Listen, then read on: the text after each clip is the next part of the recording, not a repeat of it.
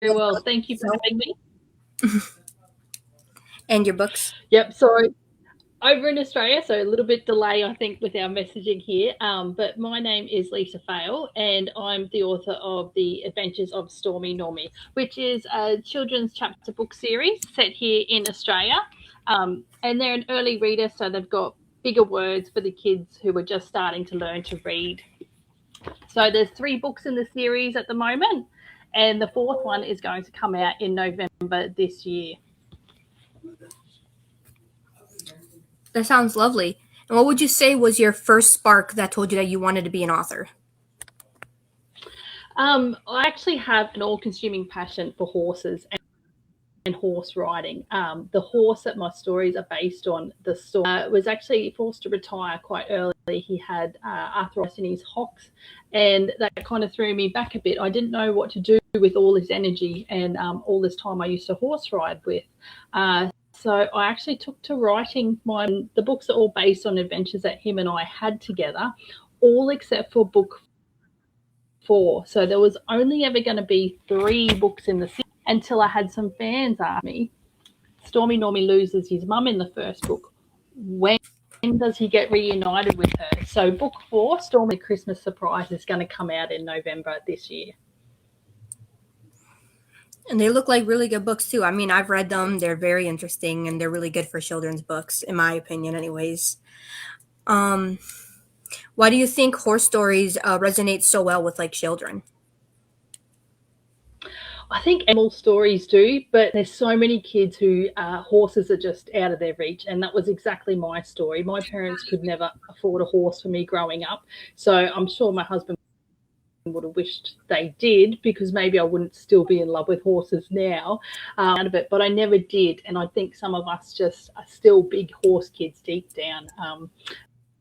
My 73-year-old neighbour is one of the first people to book when it comes out because she just loves horse books. I think I've ridden a horse maybe once or twice. It hasn't been much. I think I might go back on eventually one day in the future. I don't know much about horses, unfortunately. Um, who would you And say? that's a lot of expensive exercise. Mm-hmm. Oh yeah, definitely.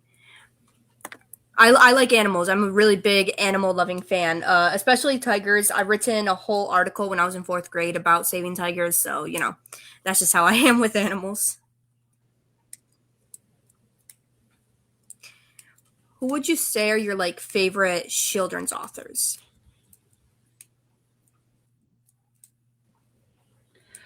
Oh, and I'm at quite a lot of children's books, obviously being a children's author. Um, and I'm trying to remember the name of the lady. My first book was Store Buddies. That was always my favorite as a kid. And I remember her last name is Pollock, but I just can't remember her first name. But growing up, the story that always stuck with me, and it was a horse and other characters, obviously in a stall, growing up together, and it still resonates with. So I guess that's why I started writing children's books, because with animals, because that's what I can relate to.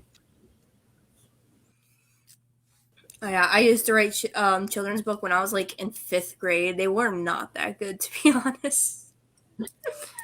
I used to read them to kindergartners. They found the dog. Well, when I was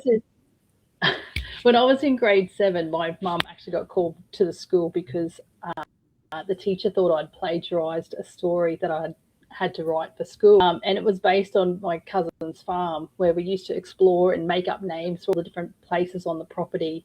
And yeah, mum got pulled in, and I was so nervous. I'd never been in trouble before. And I'm sitting there thinking, oh, what's going to happen? And mum's like, afterwards, why didn't you tell me it was just about, your auntie and uncle's property? And I'm like, I was too nervous to say anything. But yeah, so mine were okay, I think. Yeah, I test tried my books with kindergartners. They did not like it, and that told me enough. I was like, "Yep, children's writing isn't for me, I suppose." I used to write about a little boy named David, and like the lessons he learned. So And kids are honest. I love that about them. They are just blatantly honest. I love it. Yeah, true. I like writing, but I might try children's book one more time in the future, but as far as I know, not for me. Yep. And you just got to figure out where your strengths are and go there, don't you? Yep. And now the name Stormy Normy, where would you say that that came from? The horse that the book's actually based off, his name is Storm. He was named by the farmer Peter, who actually featured in book 1 and will be featuring again in book 4. And a friend of mine said he liked another horse she knew whose name was Norman. So she used to call him Normie. So that's how Stormy Normy sort of cottoned on. Yeah. So it's completely based on a real life story. As I said, other than book 4, we never go back to try and find his mum. Yeah. Well, I love that. Like I said, the books have been so far so good. So can't wait for book 4. It's gonna sound really amazing to me. Um, and what like book was the most fun to write in your opinion? Actually, book 4 was, because I think I was so close and connected with book 1, 2, and 3. I remember when I brought the first book to my editor, there was not enough. There was not enough story at all. There was something like 8,000 words and ended up being just over 11,000 words.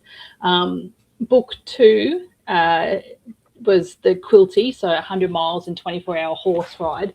And that was so close to my heart because he was always told he was never going to do an event like that. And I end up taking something like a 20,000 word book, and she turned around and add that. You can't add that. She culled so much out of it. And I honestly, when I got the first edit through, I actually had to take a few days of relaxing and calming down because I'm like, she's ruined my story. And obviously, we know moving forward, she made the story what it needed to be, not what it was. And I wanted to be very close to the truth. And book 3 was when I started to venture out a bit because Storm and I, we went and did Western Pleasure and we did a bit of reining, but the actual state championships that I talk about that I went to, I didn't take Storm. I took another trainer's horse, and he's never actually competed professionally as a reining horse. So that would mix what was fiction and what was non-fiction and add them together. So I had a lot more fun. And it was a bit like a Three Little Bears. The first story didn't have enough. The second story had too much. And the third story was spot on. Where book 4 from start to finish is completely made up. And I just had a blast. Probably the last 2 books I've had so much fun writing them. Right, that's amazing. Yeah, and you gotta try things, I guess. I mean, if I publish books, the first ones probably won't be that good. But that's also another problem that I have because I've written over 18 stories, and unfortunately, I have not published one of them because I am very hard on myself. So I'm constantly rewriting over and over again. And I've been writing these since I was like 6 years old, so. Yeah, and that's exactly right. I've had people ask me because I've learned so much over the last years, would I rewrite book 1? And to me, I think it's nice to have that starting point. It's nice to be able to reflect back and go, no, that's where I started. And I could have done better now writing it. But when I wrote that, that was the person I was. So I actually enjoy having that sort of, I wasn't the best writer, and I probably will reflect back on book 4 in years to come and think, I could have done this. We grow with each one, don't we? Yep. And how do you think that you like developed Stormy's personality throughout the books?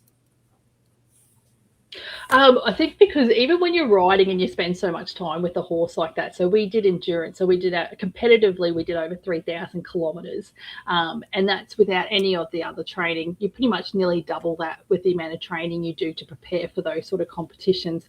So I kind of already have an idea of what his personality is. It's just putting a voice behind it, and that's I had a lot of fun with book 4 because his little brothers come into it, and one of them is really super cheeky. So I've had a lot of fun putting his personality together because he's one of those horses that he can't not be near you. He will leave everyone else to come up and be in your space, where Stormy Normy is very selective with who he'll actually spend time with. So it's been quite nice having those 2 different characters. And then there's the third brother who he's only quite young, and he's actually quite sweet. So it was nice to actually find the emotions of each horse and put them in a character that the kids can relate to as well.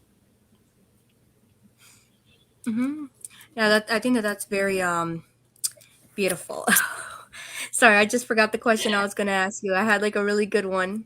Um, so I know that you said that you write your books and they're based off of like real life things, like the horse was real and all that stuff.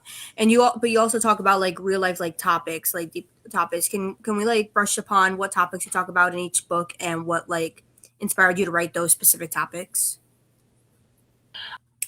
Yeah, absolutely. So book one really focuses on Stormy Normy doesn't look like the other horses in the paddock.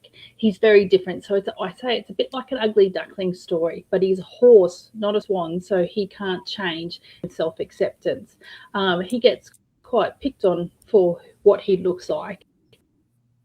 And there's a nice in the paddock, very wise, who actually gets him to embrace what makes him unique. And I think that's very important. I think growing up, the ugly duckling story was a great story, but we can't all become beautiful. We have, and that's what we need to look at, not what's in the mirror, but what is actually fundamentally ourselves. So that's why it was important for me to put that in book one, because Storm is really the worst put together horse you will ever see. He has a big head, big ears. He's got more muscle in his front than he does in his back, and he's got what we call a roached back. So it's quite straight, and it's if you talk to the old cowboys, they'll tell you they'll have a roached back horse over any other horse because they'll be determined to get through the day with you, and they're just strong. Exactly what he's been for me. And with book two, everyone doubted him. He wasn't the right type of horse to do a quilty, and I was told from the very first competition that don't expect him to get through a quilty with you. So, spoiler alert, he got through a qualifier, a state championship, and two, along with a 400-kilometre marathon, which was 5 days of 80 Ks per day. So I think it's really important for kids. And I'm sort of one of those people that if you tell me I can't do it, that's when I put my heels in and I try my best to get it done. I don't believe you can't do things. There's things that aren't right for your personality, and I agree with that.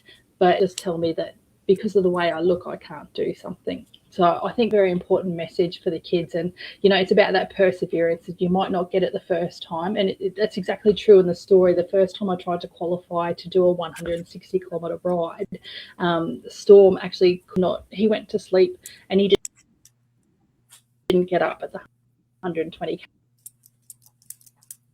mark. And I just turned around and withdrew him. Important to put goals out there, but what actually eventuates may not. There's more time in the future to work toward those things.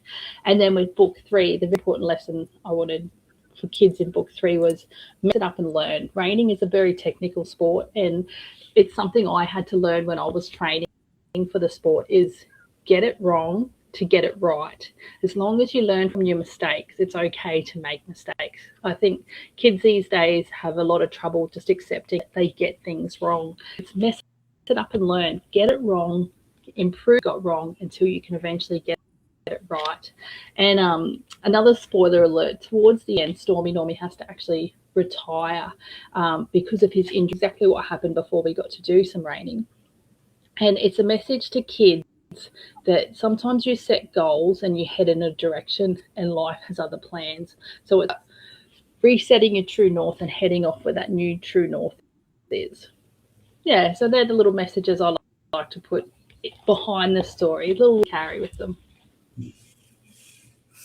Yeah, and I agree with those messages. I feel like they definitely are very important. Like for example, people with disabilities like myself, we may struggle a bit, and unfortunately I did see like certain like movies or shows, books or whatever, where the person who has a disability, like all of a sudden at the end they don't have a disability and everything's right in the world. And like unfortunately that's not really how it is in real life. You kind of just got to learn to deal with it. And not everybody with disabilities has superpowers either. Like we can't just do everything. We do have strengths. Don't get me wrong, we have strengths, but it's not always that simple that we can just put our mind to it and just do something. But we can try our best though. That's for sure.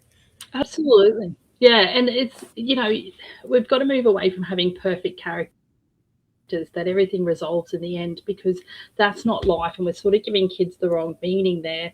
You know, like as I said, the Ugly Duckling story, that was a great story growing up, but that Swan, you know, and I have to, like everyone, you have to learn to accept you are who you are. And I may not be a supermodel, but I could be an author. Who knows? Mm-hmm. And helping children along the way with their amazing books. Thank you. Yeah, I also had like certain issues with some books. Like when I was a child, obviously I loved the books. Like you don't really see it from like an adult point of view. Like what was my favorite books when I was younger? Like the Porky Little Puppy, Shika Shika Boom Boom, Dr. Seuss books, like you know those sort of things. But like for example, the Rainbow Fish, that one book where the Rainbow Fish literally has to take apart what makes him special to make everyone else feel happy. Like I just feel like that's also not too good of a lesson. That like there's some books that just don't have that great of lessons in them. They're good books though. Absolutely. Just And as you said, as a kid, you don't see it any, do you? mm-hmm.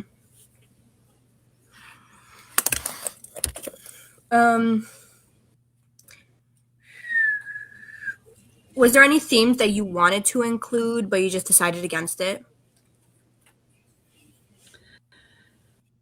Yes and no. I didn't decide against. My editor actually recorded book 2. I actually passed away, which I thought it was very important. It's something we don't talk about enough is death, and accepting that and how you move on from that. But my editor said, if you kill a dog, no one will ever forgive you. So she made me remove that completely. So I think it's still a very important message, and it's kind of something I've woven through my next book series, which will come out next year, which is Eric's Adventures, but in a less subtle attached to the character that it happens to. But as the story evolves, allows kids to understand that the process of grieving and still living your life after I've passed away. Yeah, death is a very tough topic to hit upon, especially when it's dogs. People really like dogs, so they get upset. But unfortunately, you know, dogs do die in day to day. Your animals do pass away, which is really difficult. My cat, he got sick recently, and that was extremely painful to deal with. And I just feel like there should be more tools for people to like deal with that as well. So sometimes those topics are very important to learn because as a person myself, I don't really know how to deal with death, and I never actually dealt with death. I didn't have like anybody close to me die. I mean, I had some friends, but like I wouldn't say like you know anybody super close to me, so I never really dealt with it. But I know that I'm not good with death and don't know how to deal with it. So I feel like those topics are important to talk about, even though they're really difficult. Yeah, absolutely, and exactly like I sort of grew up with animals and pets, and our very first dog was a cocker spaniel. Her name was Lassie, and Mum bought her when I was sort of born, so I grew up with her my entire life, and she died when she was 15, and that was sort of the loss I ever had as a child. And long after that, I actually lost 2 of my grandparents. But it was that loss of the dog and learning how to work through that, which actually helped me to lose other loved ones. So I think it's a very important lesson for kids. Touched on it in my next book series, which is hopefully from what the first edit pass through has come back. I've done it well. So well, fingers crossed. And what would you say like your writing routine looks like?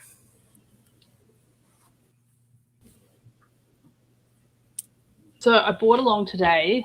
This is actually my writing journal. So every idea, concept, sentence, chapter gets written down in here, and I don't have a structure. There's not sort of a Friday afternoon at a certain time that I sit down and I handwrite a lot of my notes. I like a pacer. I'm not sure if you guys call them a pacer, mechanical pen.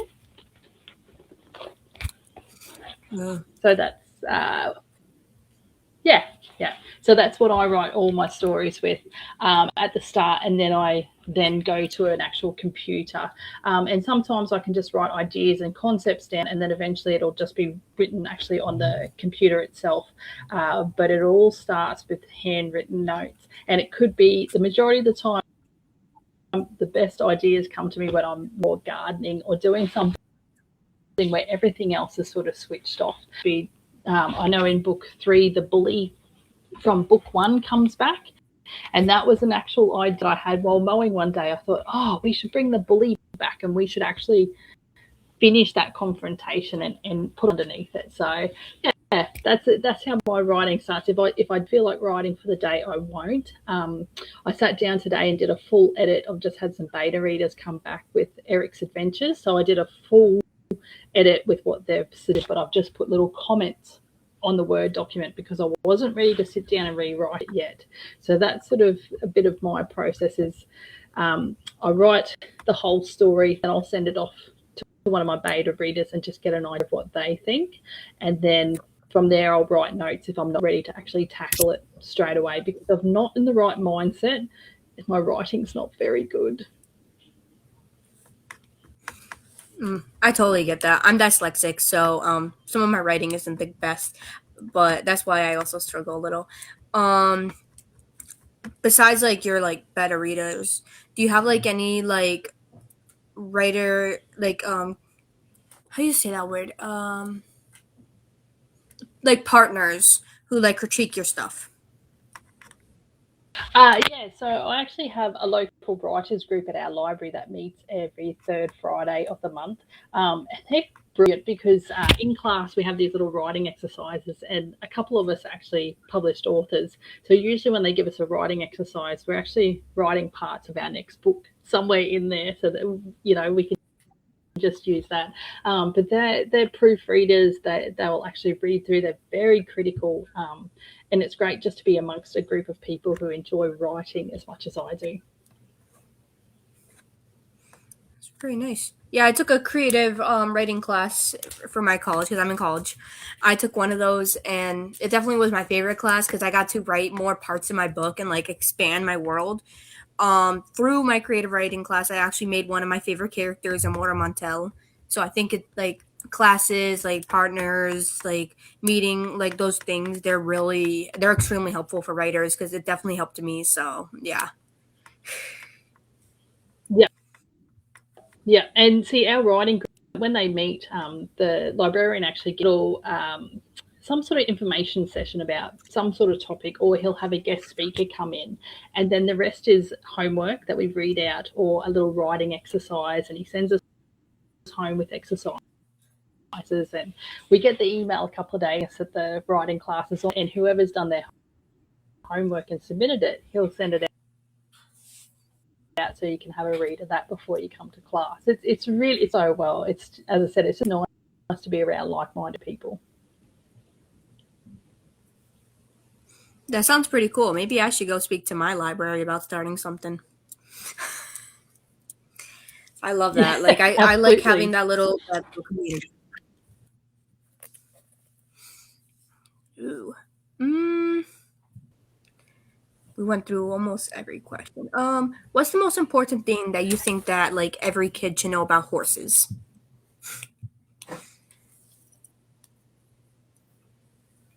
Horse, what they call divine mirrors. How you're feeling, they will reflect back to you.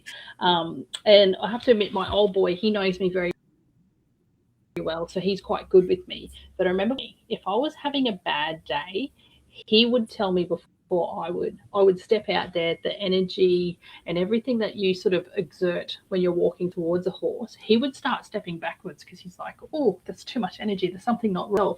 And I'd have a look at him and go, oh, because my books also have a lot of mindfulness, so grounding and breathing exercises, as well as gratitude. And it's something like you really have to ground yourself before you go and interact with a horse, because if you go with the wrong sort of attitude, they pick up on it. They reckon it takes them 3 seconds to figure out whether they can put it over you or not. So it's very important to not go with too much energy and with a full heart, basically. Oh yeah, that definitely something I didn't know. Like I said, don't know a lot about horses. I want to. I study so many animals. I'm surprised that horses aren't one of them. So that's a good fact to know. Well, there's So I know that you hired an illustrator to help out with like drawings and stuff. Can we like get to know a little bit more about them? Yes. So I actually, and I do school presentations and I take in artwork that my amazing friend did. And when I saw her artwork, I said to her, will you come and be my artist for my book? And she's like, yeah, yeah, yeah. And months and months and months dragged on. And the artwork she was producing was like, it was not her at all. And I just said to her, Yvonne, do you want to do this anymore? And she goes, no, I don't. I said, do you want me to ask Amy? And she goes, please ask Amy. So Amy Rennie is a good friend of mine who lives up in Cairns, so far north Queensland, where two of the books are. And she is not a full-time artist. She's just a friend of mine. She just does it on the side. She does a lot of portraits. And so I asked her to come along for the project, and she come in full steam ahead, and the work she did was amazing for book one. I'd sent her a photo of what I roughly wanted and a bit of an idea. And the artwork she came up with, if you have a look on my Facebook page, I probably should pin this, but I've got a video where you can see from the very bare canvas where she just starts the background and slowly layers it and layers it and layers it until we get to it's a whole painting that she does. And then each chapter, I'll see if I can find one. It's at the beginning of each chapter. So each chapter has a little picture. And I remember my editor saying, can you get Amy just to do like 4 or 5 and we'll just scatter them throughout the book? And I'm not doing that. There's going to be one for every single chapter. So it's quite cute because when readers are reading it now, they're sort of looking at, oh, what's the next? We call them in the industry, but there's these little pictures at the start of each chapter. The kids say they absolutely love getting to the next chapter to see what the next picture is. It relates to what that actual chapter is about. And I love that Amy reads my books and actually interprets the images. And I never had much of an impact on that. I let her creative mind work. And even with book 4, because she's just started the painting now, and she said to me, I really want to put Stormy Normy and his mum on the cover. What do you think about that? And I said, well, it's Christmas in Australia, so just make it Australian Christmassy. Otherwise, do what you want. So it'll be interesting to see what she comes up with. I definitely love that. Yeah, a good illustrator definitely helps the book process. And like I said, like she did amazing. I like saw the photos; they're really good. So I thought that it was a really creative design. And well, if it's a children's book, you have to have photos. That draws them in really well. So, speaking of that, how do you think those illustrations like influence how the children like read your book? Yeah, I think they do, and that's the feedback I've been getting. So book 1, there is a print.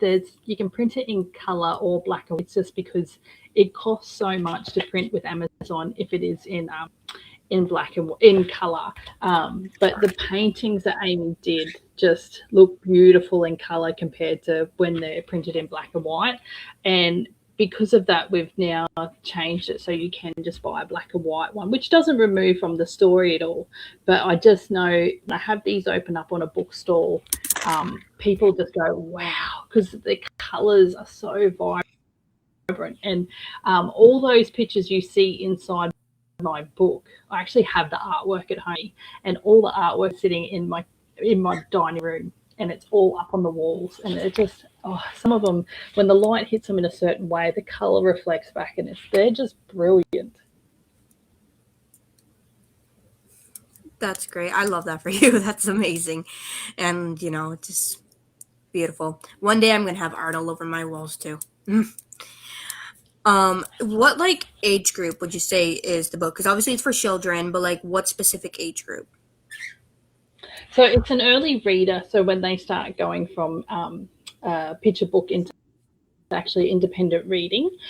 So I say 6 to 12-year-olds, but it does depend on the child. So I have been getting a lot of feedback recently of dyslexia who have trouble reading are finding them quite well. easy to read. As I said, my 70-year-old neighbour, she's the first one to line up for it. She said at least she doesn't need her glasses because the writing is a bit larger. Ideally, it's 6 to 12-year-old, depending on the child, because as you kids at 6 are reading far beyond this, and some kids at 12 are just up to that. So it does on the child, but that's a rough age bracket. Yeah, that's another thing that I liked about the book was the how big the words were. Because I mean, you can see I'm wearing glasses. I am blind in this eye. I can hardly see in this eye. So I love reading, big reader. But unfortunately, I need my font to be a big. So if the book has very tiny fonts, even if the book seems really interesting and it makes me feel bad, I unfortunately can't really read it all like that because I won't be able to see it. Yep. No, completely understand that. And I've had a parent reach out to me recently because their child was a bit hesitant, so they only bought book 1 off me. But they read the book in one night, and they said, this is amazing because this child wasn't a confident reader. So if you have a child that's not confident, this is definitely a book to start them on because it does build their confidence. The sentences are shorter, the chapters are shorter, so they get a lot more reward, sort of 1,000 to 1,500 words per chapter. So it doesn't take them as long to get through each one, which is quite rewarding for kids. Yeah, I definitely agree on that. And you're like talking about all these interactions you got with like people and stuff like that, which are just brilliant. Which one would you say is your like favorite interaction you ever got around your book? I have to say it would be the middle-aged lady. I was heading down to Victoria to do a 7-day horse ride, so I got onto the local bookstore at Mansfield and I said, I'll come down and do a book signing. Can I send you some books ahead of time? And the bookstore owner was very supportive. It was lovely. But she literally got the books in that day, and she had a lady come in who is middle-aged who hadn't been told in grade 2, you're dyslexic, you're never going to be able to read, just forget about it. So she hadn't read for most of her life, and her friend was with her trying to support her, and her book won. And that night, her friend got a text message from her, and she said, I'm up to chapter 4. I absolutely love it. I've never read this so much in my life. So her friend come in the next book 2, and it was only book 2 was out at that stage. But that get an email from that bookstore owner that my books have made a difference for someone who was told never to read. You're never going to read, give it up. That is rewarding. Book 1 and book 2 have both won an award just at the end of last year. But I have to say that email was the most rewarding email that I ever received. Right, of receiving awards, but the fact that my book actually made a difference, that's huge. I love that so much. Yeah, that must have felt very good. I would have felt very proud of myself on that. So that's just great news. We are down to our last 3 questions, unfortunately. So sad. Enjoying my time here. So am I. So, I mean, you already talked about this a bit, but like, what can we hope for more the future of Stormy Normy? Well, it'll be book 4. So Stormy Normy's going to go back to McKinley. So Farmer Peter is going to come back into it. Jacqueline, the wise old Manny, the gelding who babysat him as a foal, and we're going to go looking for his mum. Now, I have left a couple of Easter eggs in there for a book series I've just started. I'm only 10,000 words in, but it's promising to be possibly a middle grade at this stage, 6-book series, and it's definitely about Brumby. So see if you catch it in book 4. I can't wait for book 4 to come out. Do you have a date that you're thinking? Yeah, I've got the 6th November penciled in. So as I said, Amy's on with the artwork. I've got a new editor. So I've been published before now. So the Arui pen with Juliet, she has been absolutely amazing. I took her an A4 piece of paper and 3 beautiful books for me. And I've said to her, she's my mum when it comes to the book world, and I'm just about to let the hand go and self-publish this first book, which will be book 4. So I've got a new editor, which is another Australian editor, Rachel over in Western Australia, and we've been doing wonders with Book 4 and Eric's adventures together in the background. But yeah, I'm really looking forward to bringing Book 4 out. Me, well, I'm also looking forward to that. I'm gonna be 6th of November. So 6th of November is the date that we've got. I'm definitely gonna try my best purchasing that on that day, just so I can have it on my nice shelf. Thank you. What advice would you give to someone who wants to be like a young adult author, children's or young adult? Yeah, you just need to read a lot of books, and it doesn't have to be in because mine are obviously horse books, but you just need to read a lot of books in that sort of age group to understand. You have to make the words a bit smaller, so understand what kids at that age can understand, and also what's trending. So, for example, Stormy Normy, his nickname in the paddock is Fat Boy, because he is, no matter what time of year, the fattest horse you've ever seen. He's never been slim. Even doing 100-mile races, he's always been this little tubby bubby. And book 2, I tried to make that his nickname is Fat Boy, and my editor said, you cannot call anyone fat in a book. And I'm like, but that's his nickname. Like, you have to call him Fat Boy. So I think we've called him Heavy Mule as his nickname, but it's the other thing. So there's a culture around certain terminology and certain themes that you need to really be aware of as well, not just how to write for those sort of genres. Yeah, got to kind of learn the sensitivity stuff. Though, when it comes to animals, I don't know. A lot of people call their animals stuff like Fat Boy, so that seems pretty regular as far as animals. I know. Well, our last question is actually like a 2-part question, but I asked this at every end of the interview so that everybody's aware. Where can everybody who's watching follow you, and where can they buy your books at? So my books are published through Amazon and Ingram Spark. So anywhere they stock, Barnes and Noble, Amazon, obviously. I've also got website www.leisafale.com.au. I'm only sending books to Australia at the moment, and we're just waiting to see with tariffs. I know America's just turned around and said we can't send a gift, just pay a commercial fee now when we send books there. But what I'm going to try and do is have it so that I can print from one of the printing distributors and send it to the American audience. It won't be signed, but you won't be paying $50 odd. So I'm just working on that at the moment. But yeah, they're available to buy books online as well. And I'm on Leisa Fale Author. I'm on Facebook and Instagram, which is very similar with what I do with both of those accounts. And the other one, we got a visitor. Yeah, the bird really wants to perch on my thing. And if you want to see the Stormy Normy and his brothers, I always do little videos, and my little dog Toffee, they're always up on TikTok. So TikTok, it's just a heap of videos of us hanging out. So yeah. I can't wait. I'm going to check those out. I can't wait to see it. Love animals. Mm-hmm. Okay, well, thank you so much for coming and meeting with me. I had a grand time talking to you about this and about horses. Learned some new things. I will talk horses all day long. You're lucky you've got me where I actually have only given you a little bit, because I'll run a mile if you let.